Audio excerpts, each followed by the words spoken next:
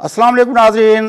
Programme the news review सां गॾु मां आहियां मुंहिंजो मेज़बान फयाज़ नाइच। नाज़रीन, गुफ़्तगू कंदासूं अफ़गानिस्तान जी सूरत हाल ते। अॻूणी secretary of state Hillary Clinton चयो आहे त अफ़गानिस्तान मां अमेरिका जे फ़ौजनि जी वापसी जा तमामु गहरा नतीजा निकिरंदा, ह्यूज कॉन्सिक्वेंसिस जा लफ़्ज़ उन इस्तेमालु कया आहिनि।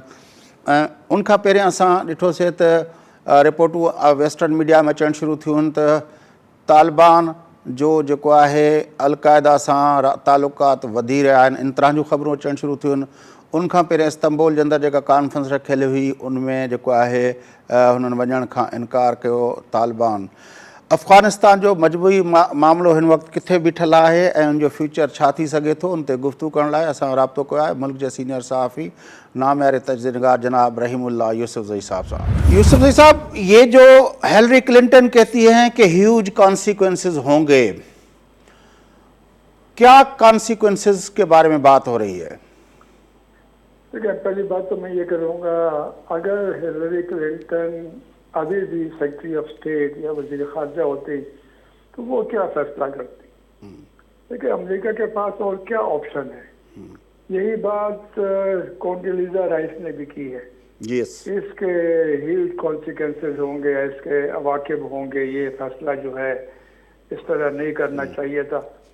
आप देखिए, ये तो बाइडन ने तो फिर भी ज़रा सोच विचार की, 3 महीने लगा दिए और 4 महीने मज़ीद अपने फ़ौज को अफगानिस्तान में रखने का फैसला किया। ट्रंप तो फौरी तौर पर निकलना चाह रहा था। ट्रंप अगर वो जीत जाता तो वो मेरे ख्याल में अभी अपनी फ़ौज को भी निकाल चुका होता। और देखिए, अमेरिका के पास क्या क्या और ऑप्शन है, या जो आपने कहा क्या इसके कॉन्सिक्वेंसेस होंगे। देखिए, एक ऑप्शन तो ये है कि वो मज़ीद फ़ौज अफगानिस्तान भिजवाएं, जंग करें, तालिबान को शिकस्त दें और अपनी जीत का ऐलान कर दें।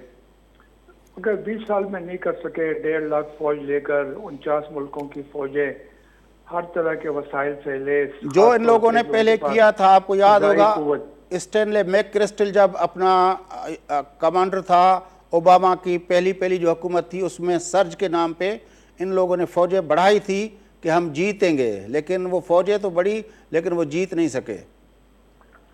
बिल्कुल यही बात है। देखिए ना, बुश ने ये हमला किया, ओबामा ने फिर सर्ज किया, फ़ौज बढ़ाई, सिविल फ़ौजी एहलकारों को भिजवाया, तकरीबन 30,000 मज़ीद फ़ौजी भिजवाए थे उसने। फिर जब ये ट्रंप आया, लेकिन ट्रंप ने भी एक वक्त में अपनी फ़ौज को मज़ीद बढ़ाया था और ये भी कहा था कि तालिबान से बातचीत ख़त्म और अभी इनको ऐसी हम शिकस्त देंगे कि ये याद रखेगी। लेकिन फिर क्या हुआ, मजबूरन वो फिर मुज़ाकरात की मेज़ पे आया। पाकिस्तान ने भी मदद की, इस्लामाबाद में ज़ुल्फ़े खलीलज़ाद और मुल्ला बिरादर की मुलाकात करवाई और फिर से मुज़ाकरात शुरू हो गए नवंबर में, और फिर आगे जाकर फरवरी में पिछले साल वो अमन मुआहदा हो गया। तो अभी बाइडन देखिए, ये अभी अपनी फ़ौज को निकालने के लिए बखैरियत ये भी मज़ीद फ़ौजी भेज रहे हैं अफ़गानिस्तान ताकि उनको तहफ़्फ़ुज़ दे सके। और जो इनके पास वहाँ पे तकरीबन 16,000 प्राइवेट कॉन्ट्रैक्टर्स जो उन्होंने भर्ती किए हुए हैं, जो किसी मुल्क के फ़ौजी नहीं है बल्कि वो प्राइवेट कॉन्ट्रैक्टर्स या सिक्योरिटी कंपनीज जो होती हैं, सिक्योरिटी कंपनीज के 8,000 अमरीकी भी है, तो उनके ताउन से ये निकलेंगे। और ये तालिबान से कह रहे हैं कि जब हम निकले तो हम पे हमले नहीं होने चाहिए। तो ये इनकी हालत है, इनको निकलना है। और हिलरी क्लिंटन तो मेरे ख्याल में चूँकि वो हुकूमत का हिस्सा नहीं है तो वो ऐसी बात कर सकती है, लेकिन मैं समझता हूँ कि $45 मिलियन सालाना का जो खर्चा है और जो उनको पता है कि फ़ौजी कामयाबी मुमकिन नहीं है, उनको पता है कि तालिबान के बगैर ये मामला हल नहीं होगा, इसलिए उन्होंने ये फैसला किया है। जो बाइडन जो है वो ट्रंप के बरक्स एक समझदार और सोचने वाले सदर हैं। उन्होंने जो फैसला किया है वो बड़े सोच विचार के बाद किया है। ट्रंप अमेरिका के हिसाब से तो चलो उनके पास ऑप्शन नहीं है, लेकिन जो अफ़गानिस्तान की सूरत है जिस पे हिलरी क्लिंटन ने 2 चीज़ें कही हैं कि एक तो तालिबान लेड गवर्नमेंट आएगी, तालिबान डोमिनेटेड गवर्नमेंट बनेगी, ایک دوسرا اس نے کہا ہے کہ ریفیوجیز کا بڑا مسئلہ ہو سکتا ہے. ان دو چیزوں کو آپ کس طرح دیکھ رہے ہیں؟ دیکھیں وہ کون حکومت کو ڈومینیٹ کرے گا. اگر کوئی امن معاہدہ ہوتا ہے وہاں پہ کوئی مخلوط حکومت بنتی ہے یا آگے جا کر کوئی ٹیکنوکریٹس کی حکومت بنتی ہے تو وہ تو ظاہر ہے جو فوجی میدان میں جس کو برتری حاصل ہوگی اسی کو حکومت میں بھی برتری حاصل ہوگی. اس لیے شاید یہ ہلری یہ بات کر رہی ہے کیونکہ طالبان کا زور زیادہ نظر آ رہا ہے اور آدھا افغانستان ان کے قبضے میں ہے تو وہ سمجھتی ہیں کہ اگر جو حکومت بنے گی اس میں طالبان حاوی ہوں گے. اور وہ جو پھر افغان مہاجرین کی بات کر رہی ہیں یعنی لوگ بے گھر ہوں گے. اگر وہ جنگ ہوتی ہے خانہ جنگی ہوتی ہے پھر ظاہر ہے لوگ وہاں پہ اپنے تحفظ کے لیے پناہ لینے کے لیے وہ نکلیں گے اور پاکستان کے اوپر زیادہ بوجھ پڑے گا. جو ہمارے ہاں 27 لاکھ افغان مہاجر پہلے سے موجود ہیں ظاہر ہے ان کی واپسی بھی نہیں ہوگی اور مزید بھی آ جائیں گے. لیکن شاید اس بار پچھلی بار کی طرح نہیں ہوگا کہ ہر کوئی آ رہا ہے ہر طرف سے آ رہا ہے. ابھی کچھ انہوں نے وہاں فینسنگ کی ہے خاردار تار لگائی ہے. ابھی جو منتخب راستے ہیں آفیشل کراسنگ پوائنٹس وہاں سے آ جائیں گے. اگر پاکستان چاہے تو کچھ وہاں پہ مانیٹر کر سکتا ہے کہ کون آئے گا کون نہیں آئے گا. لیکن ظاہر ہے یہ بڑا مشکل کام ہوگا. اگر کوئی لوگ بھاگ رہے ہیں ان کو افغانستان میں خطرات ہیں تو پھر ظاہر ہے ان کو آپ نے روکنا نہیں ہے. لیکن یہ ہے کہ اس لیے تو پاکستان کوشش کر رہا ہے بہت زیادہ کہ یہ بات چیت کے ذریعے کوئی مسئلہ حل ہو جائے اور مزید وہاں پہ خانہ جنگی نہ ہو. افغانستان کو تو ویسے بھی نقصان ہوگا اور ہو رہا ہے 42 سال سے. لیکن پاکستان سب سے زیادہ افغانستان کے بعد متاثر ہونے والا ملک ہے اور ہم مزید متاثر ہوں گے اگر یہ مسئلہ بات چیت کے ذریعے حل نہیں ہوتا. القاعدہ اور داعش جڑ پکڑ رہی ہے. جیسے یہ فوجیں نکلنا شروع ہوئی ہیں اس کے بعد جو ہے یہ دونوں جو ہے بین الاقوامی اپنا جن کو دہشت گرد گروہ کہا جاتا ہے وہ افغانستان کے اندر زیادہ اسپیس لیں گی. یہ تجزیہ ہے ویسٹرن اپنا تھنک ٹینکس جو ہیں وہ ان کا. آپ کس طرح دیکھتے ہیں اس معاملے کو؟ میں بالکل اس سے متفق نہیں ہوں. دیکھیں یہ ویسٹرن نیٹو امریکہ یہ دکھانا چاہ رہے ہیں کہ چونکہ ہماری فوج وہاں پر ہے تو یہ القاعدہ اور داعش کو سر اٹھانے کا موقع نہیں مل رہا. حالانکہ دیکھیں مائک پومپیو جو اس سے پہلے ٹرمپ کی حکومت میں وزیر خارجہ تھے ان کا ایک بیان آیا تھا کہ القاعدہ کے جو لوگ ہیں اس وقت افغانستان میں وہ 200 سے بھی کم ہیں. اور ابھی ایک یو این کی رپورٹ آئی ہے وہ کہہ رہے ہیں کہ 200 سے 500 تک ہے. تو یہ کتنے لوگ ہیں کہ یہ کوئی وہاں پہ سر اٹھائیں گے اور بڑے حاوی ہیں. وہ تو خود چھپتے چھپاتے پھر رہے ہیں سروائیو کرنے کی کوشش کر رہے ہیں القاعدہ والے. اور جہاں تک داعش کا تعلق ہے آپ دیکھیں داعش کو تو کتنا نقصان ہوا ہے. کوئی گاؤں کوئی ابھی قصبہ ان کے قبضے میں نہیں ہے. ان کو بڑا نقصان ہوا. 7 ان کے امیر ایک کے بعد دوسرا حافظ سعید خان اورنگزئی پہلے امیر تھے سارے مارے گئے. ابھی جو آخری امیر تھا تو عبداللہ اورنگزئی وہ بھی پاکستانی تھا اور وہ تو پکڑا گیا گرفتار ہوا. وہ تو 1 سال ہو گیا ہے اور ابھی افغان حکومت نے پیشکش بھی کی تھی پاکستان کو کہ یہ پاکستانی ہے یا ہم آپ کے حوالے کر دیں گے لیکن آپ 1-2 افغان طالبان رہنما اس کے بدلے ہمارے حوالے کرے. ظاہر ہے پاکستان ایسا نہیں کرے گا.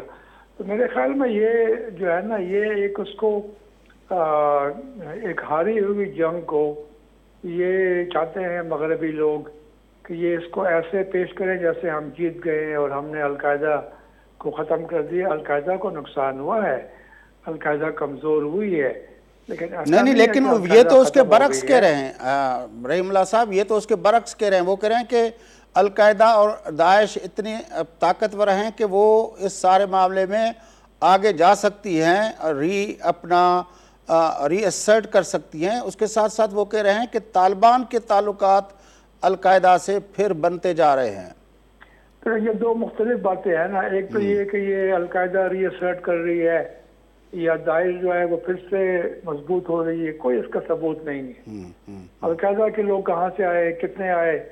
اگر یہ امریکی بات کو مان لیں کہ 200 سے بھی کم ہے تو 200 لوگوں میں بوڑھے بھی ہیں, اس میں بچے بھی ہیں, خواتین بھی ہیں.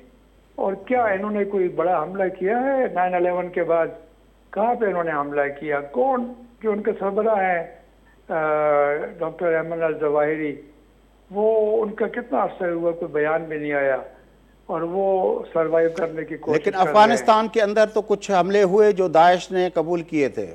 داعش نے کسی بھی حملے کی ذمہ داری قبول نہیں کی ہے. البتہ القاعدہ نے کسی بھی حملے کی ذمہ داری قبول نہیں کی, داعش نے کی ہے. بالکل میں نے داعش کی بات کی. داعش کے بارے میں کہہ رہا ہوں نا, داعش کے بارے میں کہہ رہا ہوں کہ داعش کی طاقت پہلے زیادہ ہوئی اور 2014 کے بعد اس کی طاقت میں کمی ہوئی کیونکہ افغان حکومت نے ان کے خلاف کارروائی کی, امریکہ نے بھی ڈرون حملے کیا, طالبان نے ان کے خلاف جنگ کی اور ان کو نقصان ہوا. میں نے کہا نا کہ 7 ان کے امیر مارے گئے, 8ویں پکڑے گئے اور کوئی بھی جگہ ان کے قبضے میں نہیں ہے. لیکن کبھی کبھار یہ حملوں کی ذمہ داری قبول کرتے ہیں.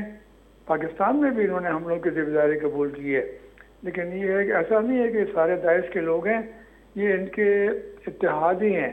جس طرح یہاں پہ لشکر جنگی عالمی ہے, وہ ان کی اتحادی ہے. اگر وہ حملہ کرے تو اس کی ذمہ داری بھی داعش والے قبول کرتے ہیں. افغانستان میں انہوں نے اہل تشیع کے خلاف بڑے حملے کیے, لیکن میں یہ سمجھتا ہوں کہ داعش کی اصل طاقت کے بارے میں اور کون ان کے پیچھے کھڑا ہے اس کے بارے میں کافی شک و شبہات ہے.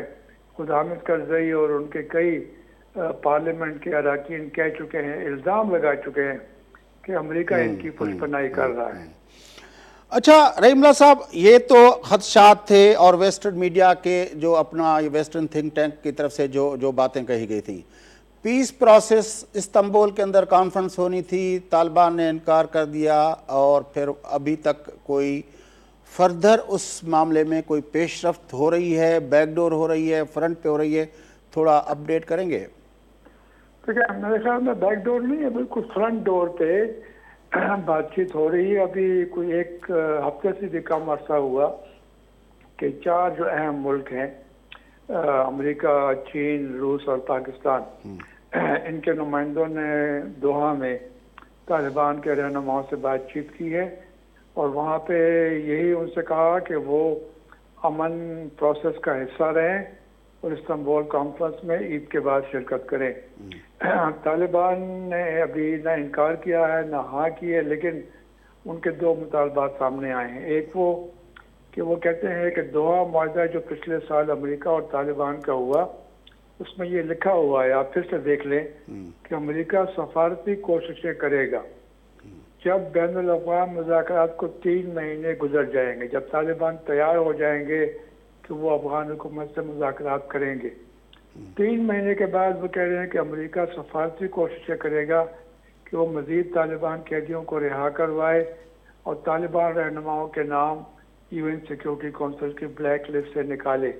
طالبان کہہ رہے ہیں کہ یہ 2 باتوں کی جو کمٹمنٹ امریکہ نے کی ہے پہلے اس کو پورا کیا جائے.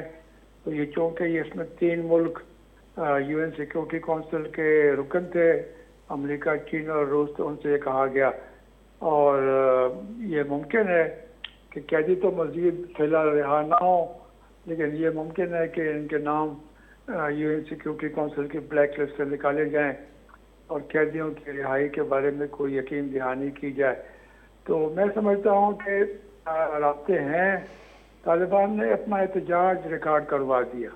انہوں نے کہا کہ جی ہم نے امریکہ سے معاہدہ کیا تھا, یہ ایسا نہیں ہے کہ ٹرمپ سے کیا تھا یا بائیڈن سے نہیں کیا تھا.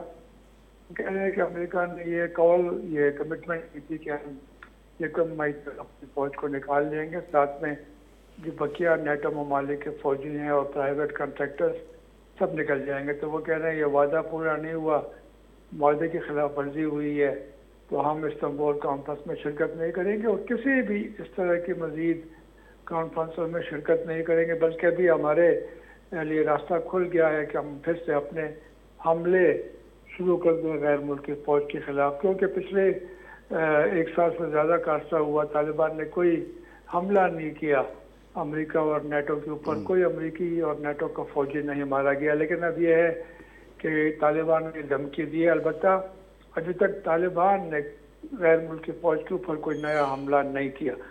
तो मैं समझता हूँ कि बिल आखिर तालिबान इस्तांबुल कॉन्फ्रेंस में शिरकत करेंगे। अगर वो नहीं करेंगे तो ये कहा जाएगा कि तालिबान अमन के ख्वाहिशमंद नहीं हैं, वो बज़ोर क़ुव्वत फिर से कब्ज़ा करना चाहते हैं। और ख़ास तौर पे तालिबान को जो लेजिटिमेसी मिली है, उनके ताल्लुकात में इजाफा हुआ है पाकिस्तान के अलावा ईरान से, चीन से, रूस से, इंडोनेशिया से, उज़्बेकिस्तान, कहाँ कहाँ वो नहीं गए, दौरे नहीं किए, कतर से, तुर्की से। तो मेरे ख्याल में इन मुल्कों की भी बात उनको सुननी पड़ेगी। और ये सारे मुल्क उनसे कह रहे हैं कि वो अमन प्रोसेस का हिस्सा बने रहें। देखें, मॉस्को में जो कॉन्फ्रेंस हुई वहाँ पे अमेरिका, चीन, रूस और पाकिस्तान ने तालिबान से कहा कि वो मौसम बहार स्प्रिंग ऑफेंसिव न करे। अभी तक तालिबान ने कोई स्प्रिंग ऑफेंसिव नहीं किया। इन 4 मुल्कों ने कहा कि इस्लामी अमारत, इस्लामिक एमिरेट अफगानिस्तान को वापस नहीं आना चाहिए, यानी वो उस नाम से तालिबान की हुकूमत नहीं आनी चाहिए। तालिबान ने उसका बड़ा बुरा मनाया, लेकिन ये मुतालबा उन्होंने कर दिया है। फिर उनसे कहा कि जी आप सफारतकारी से काम लें, अपनी बात करें, अपनी बात मनवाएं और जंग का सिलसिला आप छोड़ दें। तो काफ़ी वो तालिबान के ख़िलाफ़ फैसले आए थे मॉस्को में। तालिबान को ये एहसास है कि ये मुल्क जो है ये उससे हमदर्दी रखते हैं, ऐसा ना हो कि ये भी नाराज़ हो जाए। तो मेरे ख्याल में तालिबान इस्तांबुल कॉन्फ्रेंस में जाएंगे बिल आखिर और उसमें अपनी बात और मुतालबात पेश करेंगे। बड़ी मेहरबानी रहीमुल्लाह यूसुफ़ज़ई साहब, आपने हमसे बात की। नाज़रीन मुर्जा नामियारा सहाफ़ी सीनियर तजनिगार रहीमुल्लाह यूसुफ़ज़ई साहब सां गॾु हुआ, गुफ़्तगू कईसूं America ji अॻूणी secretary of state Hillary Clinton ऐं कोंडोलीज़ा राइस जो चवणु इहो आहे त जेको अफ़गानिस्तान मां अमेरिका नेटो जूं फ़ौजूं वापसि ईंदियूं उन जा तमामु गहरा नतीजा निकिरंदा। उन्हनि गहरनि नतीजनि में हुननि जो चवणु इहो आहे त तालिबान जी सरबराही में का हुकूमत अची सघे थी ऐं हिते सिविल वार थींदी। उनजे करे पनाहगीरनि जो मामिलो हिकु दफ़ो ॿीहर उथंदो। काफ़ी माण्हू अफ़गान जेके आहिनि वरी लॾ पलाण करे पाड़ेसरी मुल्कनि में वेंदा ऐं ज़ाहिर आहे उनजो सिधो सो मतिलबु पाकिस्तान ते ईंदो। उन सां गॾु गॾु उन्हनि मुख़्तलिफ़ अमरीकी थिंक टैंक्स इन ॻाल्हि जे इन्हनि ख़दशनि जो बि इज़हार कयो आहे त अफ़गानिस्तान जे अंदरि दाइश ऐं अलक़ाइदा जेका आहिनि उहे वधीक मज़बूत थींदा। इहे जेके हिन बुनियादी ख़दशनि जो इज़हार कयो वियो आहे, उन हवाले सां असां गुफ़्तगू कईसूं रहीमुल्लाह यूसुफ़ज़ई साहब सां। प्रोग्राम जो सिलसिलो जारी रहंदो। वक़फ़ो वठूं था, वक़फ़े खां पोइ मोटी प्रोग्राम खे अॻिते वधाईंदासीं।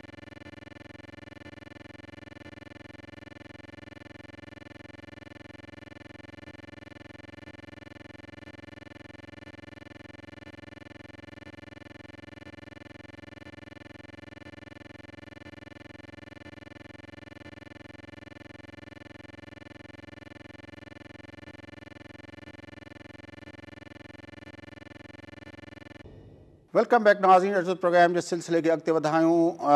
गुफ़्तगू कंदासीं नाज़रीन हिन सेगमेंट जे अंदरि दुनिया जे इंतिहाई वॾे स्कॉलर ऐं नज़रिएदान कॉमरेड कार्ल मार्क्स जी जेका आहे उहा अॼु बर्थडे आहे। ऐं कार्ल मार्क्स जो नज़रियो जेको पोइ सोवियत यूनियन, चीन, क्यूबा, वियतनाम ऐं ॿियनि केतिरनि मुल्कनि में उन नज़रिए जे बुनियाद ते इनकलाब आया, हुकूमतूं ठहियूं।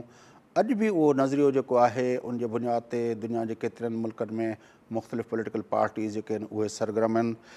उन्ही कॉमरेड कार्ल मार्क्स जेको कमु आहे, जेको फ़िक्र आहे, जेको नज़रियो आहे, उनजो दुनिया ते छा इम्पैक्ट पियो आहे, उन ते गुफ़्तगू करण लाइ असां मौजूदा दौर जे हिकु नामियारे स्कॉलर जनाब आसिम सजाद साहब सां राब्तो कयो आहे। चो त उन सां गुफ़्तगू कयो था। आसिम सजाद साहब, कॉमरेड कार्ल मार्क्स की आज बर्थडे है, क्या इम्पैक्ट है इंसान ज़ात की इर्तिका के हवाले से और ह्यूमन सोसाइटी के आगे बढ़ाने में उस नज़रिए का या उस शख्स का?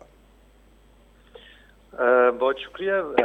खैर, ये तो एक ऐसा सवाल है जिसका जवाब एक लिहाज से लामहदूद है और इसको इस तरह भी देखा जा सकता है कि जितना 20वीं सदी में तो बिलखुसूस पाकिस्तान समेत पूरी दुनिया में, लेकिन आज तक مارکس یا مارکسی نظریے یا مارکسی نظریے سے ابھرنے والی جو ایک سیاست ہے سیاسی جدوجہد ہے اس کی جتنی مخالفت ہوئی ہے حکمرانوں کی سطح پہ اور ریاست کی سطح پہ، اس سے یہ ظاہر ہوتا ہے کہ یعنی کہ وہ کتنی اہمیت کا حامل شخص تھا، کہ اس کے فلسفے کو کتنا مطلب اس کو خطرناک سمجھا گیا حکمران بحیثیت مجموعی نے، اور اس کے علاوہ بھی ایک دیکھنے کا سمجھنے کا ایک پورا تصور کائنات ہے کہ جو انسانی تاریخ ہے، مطلب بے شک آپ اگر مارکس کے نظریات اور اس طرح اس سے ابھرنے والی سیاست سے متفق بھی نہ ہوں، لیکن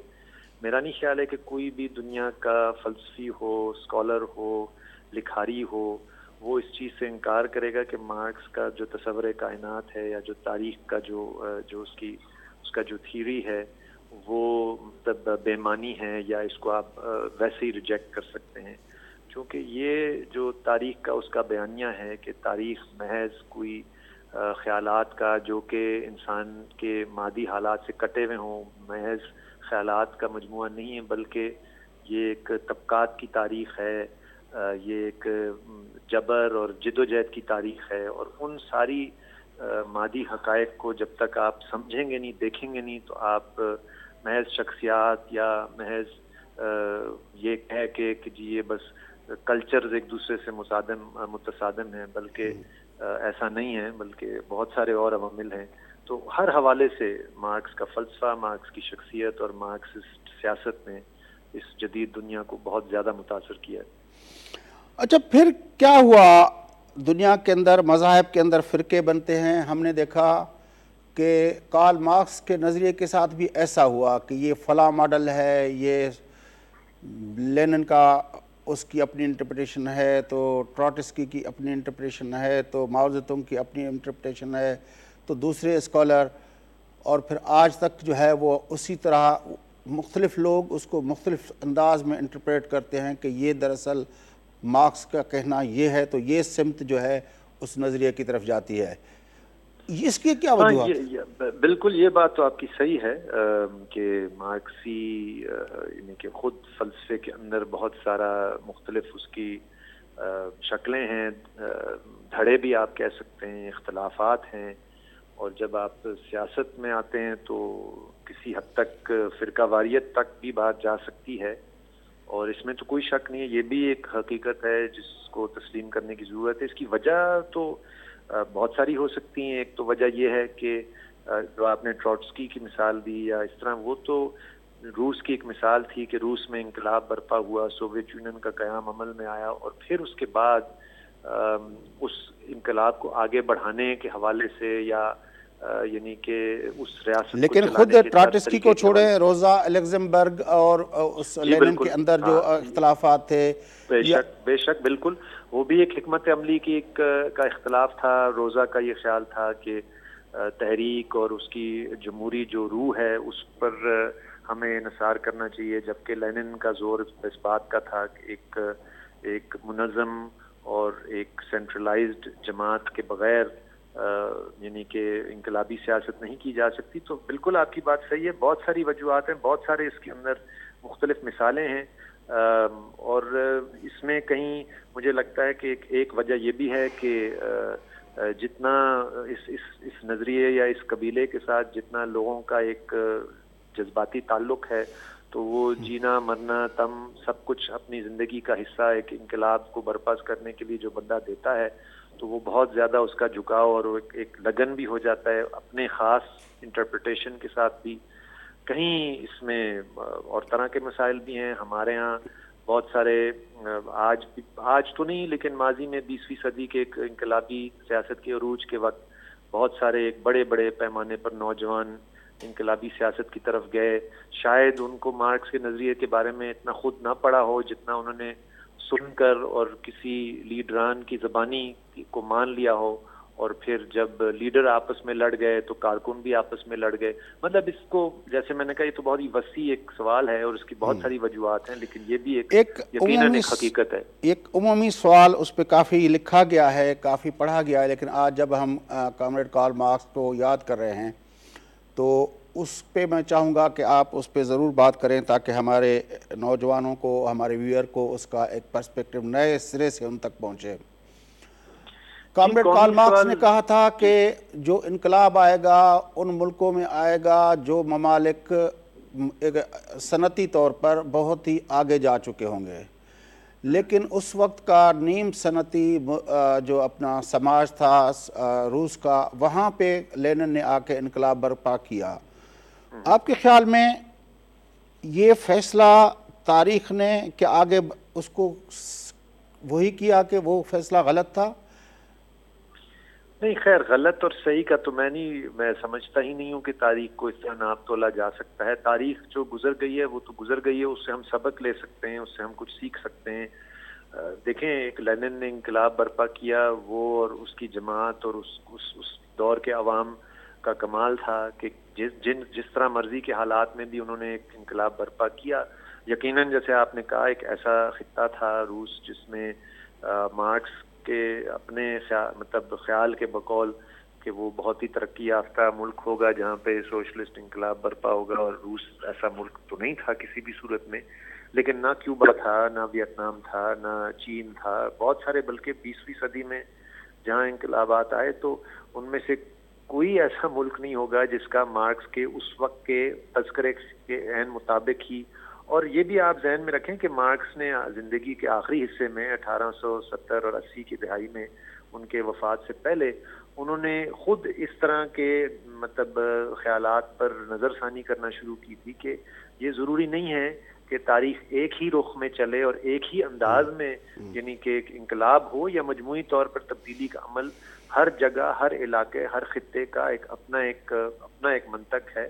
اور یہی سیاست، اسی کو کہتے ہیں سیاست، جہاں مارکس کی نظریہ ایک، آپ سائنس کی حیثیت آپ اس کو دے سکتے ہیں، لیکن سیاست تو ایک فن ہے کہ کون سے موقع پہ کس طرح کا آپ بڑے حاصلات کو ممکن بنا سکتے ہیں۔ تو میرا خیال ہے کہ یہ مارکسی پالیٹکس، مارکسی نظریات اور مارکسی فلسفے کے اندر بحثیت مجموعی ان دونوں چیزوں کی گنجائش ہے۔ اچھا، پھر جس طرح آپ نے کہا کہ 20ویں صدی جو تھی اس میں انقلاب آئے، روس کا انقلاب، پھر وہ سوویت یونین بنا، چین، اور پھر جس طرح آپ نے ممالک گنوائے، پھر سیکنڈ ورلڈ وار کے بعد تو جو ہے وہ امپوزیشن بھی ہوئی اپنا، خاص طور پر ہمارے ایسٹرن یورپ کے اندر جو ہے اسٹالن کے دور کے اندر۔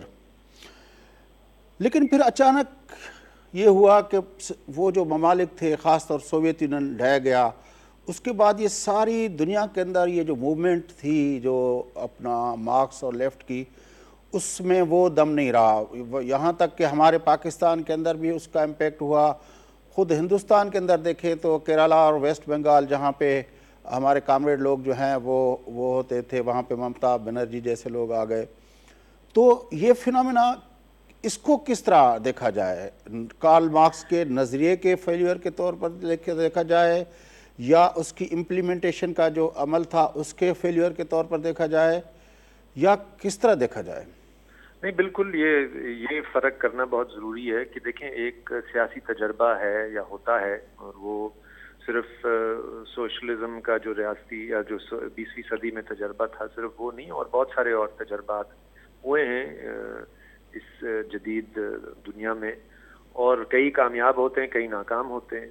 جو آپ نے جیسے ذکر کیا کہ وہ ریاستیں جو کہ سوویت یونین سمیت جو بکھر گئیں، تو صاف ظاہر ہے ان کی کوئی اندرونی خامی اور ان کے کوئی مسائل تھے، اس پہ بہت تفصیل میں پھر سے جانا پڑے گا کہ وہ کیا تھے، لیکن وہ ایک سیاسی تجربات تھے۔ جہاں تک مارکس کے نظریے کا سوال ہے، سرمایہ داری کے حوالے سے، جیسے میں نے کہا مجموعی طور پر تاریخ کے حوالے سے، خود یعنی کہ جدید سماج اور ریاست کے حوالے سے، وہ تو کسی ایک سیاسی تجربے سے تو وہ نظریات یا وہ فلسفہ جو ہے نا بے معنی نہیں ہو جاتا، بلکہ آپ اگر حال میں دیکھیں گے تو 2007-8 کے بعد جب کہ دنیا نے ایک عالمی مالیاتی بحران کے نام سے جو ایک پورا جھٹکا لگا، اور پھر سے کرونا کی وجہ سے جو آج سے سال ڈیڑھ پہلے پوری دنیا کی معیشت تقریباً بند ہو کر رہ گئی تھی لاک ڈاؤنز کی شکل میں، تو اس کے بعد تو سرمایہ دارانہ نظام کے بارے میں اور سرمایہ دارانہ نظام کے اندرونی مسائل اور تضادات کے حوالے سے مارکس کے فلسفے، مارکس کی تحریریں، مارکس کی طرف نئے نوجوان ایک نسل کی توجہ اور بڑی ہے، تو تجربے آئندہ بھی شاید ہوں. دیکھیں روس کے انقلاب سے پہلے 1870 میں پیرس کمیون کا بھی تجربہ ہوا، وہ بھی ناکام ہوا. شاید آئندہ بھی کوئی اس نظریے سے متاثر ہو کر کوئی تجربہ کرے. ہم یہاں پہ بھی شاید کر پائیں پاکستان میں. ہماری تو کوشش آج بھی ہے کہ ایک نیا تجربہ کیا جائے، شاید وہ بھی ناکام ہو، لیکن وہ فلسفہ اور اس سے جڑی ہوئی جدوجہد ہے، وہ کوئی ہمیشہ کے لیے کسی ایک خاص تجربے کے ناکامی سے وہ پورا فلسفہ بے معنی نہیں ہو جاتا.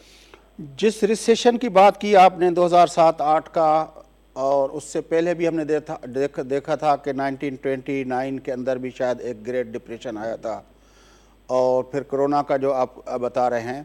لیکن سرمایہ داری نے ہر اس بحران کے بعد اس کا حل اپنے اندر سے نکالا ہے. جس طرح وہ اپنا 29 کی گریٹ ڈپریشن تھی تو وہاں سے بھی ان لوگوں نے نکال دیا تھا. سیکنڈ ورلڈ وار کے بعد بھی جو ہے وہ آپ کو پتہ ہے کہ کس طرح وہ نکلے تھے. اب جو ہے اپنا جب 2007-8 کا جو تھا، جب براک اوباما امریکہ کے پریزیڈنٹ بنے تھے، تو اس کے بعد بھی ہم نے دیکھا کہ بیل آؤٹ پیکیجز دے کے کارپوریشنز کو تو ان لوگوں نے ڈگر پہ ڈال دیا نا. بالکل صحیح آپ کہہ رہے ہیں. دیکھیں اس میں تو اگر ہم آج کی دنیا کو دیکھیں گے تو جیسے آپ نے پہلے بھی حوالہ دیا کہ 20ویں صدی میں جب تک سوویت یونین تھا اور پوری دنیا میں جس کو ہم سوشلسٹ بلاک کہتے ہیں تو اور حالات تھے، اور اب 30 سال اس بات کو گزر گئے ہیں کہ سرمایہ داری پوری دنیا پر حاوی ہے. بشمول آپ دیکھیں گے چین، جہاں پہ آج بھی کمیونسٹ پارٹی برسر اقتدار ہے، تو اس پر بڑی بحث ہے خود بائیں بازو کے حلقوں کے اندر کہ چین کس حد تک آج بھی اندر سے اس کو آپ اس سے سماج کو، نظام کو سوشلسٹ کہیں گے یا نہیں کہیں گے، اس سے قطع نظر. یہ آپ کی بات درست ہے کہ مجموعی طور پر عالمی سطح پر سرمایہ داری بہرحال تمام تر تضادات کے باوجود قائم ہے، اور بہت قریب میں، مستقبل قریب میں نظر نہیں آتا کہ وہ سسٹم کوئی ریپلیس ہو جائے گا. لیکن ایک چیز ذہن میں رکھیے جو کہ شاید مارکس کے دور میں اتنا کوئی اہم نہیں تھا، وہ یہ ہے کہ اب اس سسٹم نے اس انسانیت کو اور اس سیارے کو اس نیچ تک پہنچا دیا ہے کہ کلائمیٹ چینج اور گلوبل وارمنگ کی شکل میں اب یہ بھی یقینی نہیں ہے کہ آج سے 2-4 نسلیں بعد یہ پلانٹ بھی قائم رہے گا. تو بے شک ابھی تو کوئی ہمیں فوری طور پہ تو مطلب اس سسٹم کی ریپلیسمنٹ اگر نظر نہیں بھی آ رہی، تو میری امید بھی ہے اور مجھے نظر بھی آتا ہے کہ پاکستان سمیت دیکھیں پاکستان میں بھی اب 60-65% آبادی نوجوانوں پر مشتمل ہے. جیسے جیسے تضادات بڑھیں گے، میرا تو یہ اندازہ ہے اور مجھے آج کی جن حالات سے اندازہ بھی ہوتا ہے، خود پی ٹی آئی کی وہ جماعت جو آج سے 2-2.5 سال پہلے نوجوانوں کا نعرہ لگا کر بڑی مقبول ہوئی تھی، نوجوان اس کو جو ہے نا بہت جلدی سے اس سے مایوس ہو رہے ہیں. تو یہ اب وہ تضادات ہیں جہاں سے ہم نے بات شروع کی تھی، جس کا مارکس نے آج سے 150 سال پہلے تذکرہ کیا تھا، وہ جیسے بڑھیں گے اور ہمارا کام ہے ان تضادات کو نمایاں کرنا اور ایک متبادل طرز سیاست کے لیے امکان پیدا کرنا. پھر اس کے بعد وہ معروض ہے، اور جو جیسے میں نے کہا وہ موقع ہے، وہ مرلہ ہے. جیسے ایک زمانے میں لینن نے ایک موقع مرلے پر کچھ کیا، تو آنے والے وقت میں پھر ہو سکتا ہے. لینن، جو آپ نے نوجوانوں کی بات کی عاصم سجاد صاحب، نوجوان تو اس وقت واقعتاً پوری دنیا کے اندر مختلف چیزوں سے متاثر ہو رہے ہیں. نوجوان تو جو ہے وہ دیکھیں کہ جو اتنی بڑی بڑی عالمی لیول کی ٹیررسٹ آرگنائزیشن بن گئی ہیں، فنڈامنٹلسٹ بنیادوں پہ، اپنا مذاہب کے نام پہ اور دوسروں ناموں پہ لوگ تو اس سے بھی جڑ رہے ہیں. نوجوان تو مختلف نعروں سے اٹریکٹ ہوتا ہے، لیکن ورلڈ وائڈ یا پاکستان کے اندر کوئی اس طرح کی آپ موومنٹ دیکھ رہے ہیں؟ جس طرح ہم نے دیکھا تھا کہ ایک جو ہے فیض کے میلے پہ جب ایک چھوٹی کلپ چلی تھی، جب لال لال لہرائے گا، تو ظاہر ہے تھرل پاکستان کے اندر فیل کی گئی تھی. لیکن ایک منظم انداز میں کنٹینیوٹی کے ساتھ کوئی اس طرح کی کوئی چیز آپ کو نظر آ رہی ہے، اسپیشلی اسپیکنگ پاکستان؟ دیکھیں ساتھی، میں تو ظاہر ایک خود بھی صرف کوئی پڑھنے لکھنے کی حد تک تو نہیں ہوں، میں خود بھی ایک سرگرم سیاسی کارکن ہوں. اسی لیے تو آپ سے بات ہو رہی ہے. جی بالکل. سیاسی کارکن اسی لیے اس کو سیاسی کارکن کہتے ہیں کیونکہ وہ پر امید رہتا ہے. جس ایک آپ نے کہا ایک جھلکی تھی اس نعرے میں، اس فیسٹیول میں، اس طرح اور بھی جھلکیاں ہیں میں خود اپنی تقریباً 20 سالہ سیاسی جدوجہد میں اکاڑا کی تحریک میں بھی شامل ہوا. Yes. بابا جان گلگت بلتستان میں بھی ہم نے دیکھا. ہم نے اسٹوڈنٹ سالیڈیرٹی مارچز, عورت مارچز, یعنی کہ ایک نئی نسل ایک اپنے انداز میں ایک نئے طریقے سے اپنا سیاسی اظہار کر رہا ہے. یہ آپ کی بات بالکل درست ہے کہ پاکستان میں بھی بیشتر جو نوجوان نسل ہے وہ پھر بھی ظاہر ہے چونکہ ریاست کی سرپرستی میں جس طرح کے نظریات کو پروان چڑھایا گیا, آج بھی آپ دیکھ رہے ہیں ٹی ایل پی کا وجود ہے, بہت سارے اور بھی اس طرح رجت پرست رجحانات ہیں, اس سے تو کوئی انکاری کوئی بھی نہیں ہوگا. لیکن جیسے میں نے تھوڑی دیر پہلے کہا تھا, مجھے پھر بھی یہ نظر آتا ہے کہ آج سے فرض کریں 8-10 سال پہلے کے مقابلے میں زیادہ ایک گنجائش ہے, زیادہ ایک جس کو کہیں جستجو ہے جن نوجوانوں سے. اور میں چونکہ استاد بھی ہوں تو بہت سارے مختلف طرح کے نوجوانوں سے واسطہ پڑتا ہے, اور اب سوشل میڈیا میں چیزیں اور زیادہ آسانی سے گردش بھی کرتی ہیں, تو وہ رائٹ ونگ آئیڈیاز اپنی جگہ, ان کی ہیجمنی اپنی جگہ, لیکن اس سماج سمیت پوری دنیا میں بائیں بازو کے آئیڈیاز بھی کامریڈ آپ کو کامریڈ کارل مارکس کی سالگرہ کی مبارک ہو, اور آپ کی بڑی مہربانی, آپ نے ہمیں ٹائم دیا. ناظرین, ڈاکٹر عاصم سجاد صاحب ملک جا معروف دانشور پولیٹیکل ایکٹیوسٹ اساں گڈ ہوا گفتگو تاں مدین سگڈ پروگرام جو وقت پورو تھے تو پنجے میزبان فیاض نائچ کی اجازت سدائیں گڈ.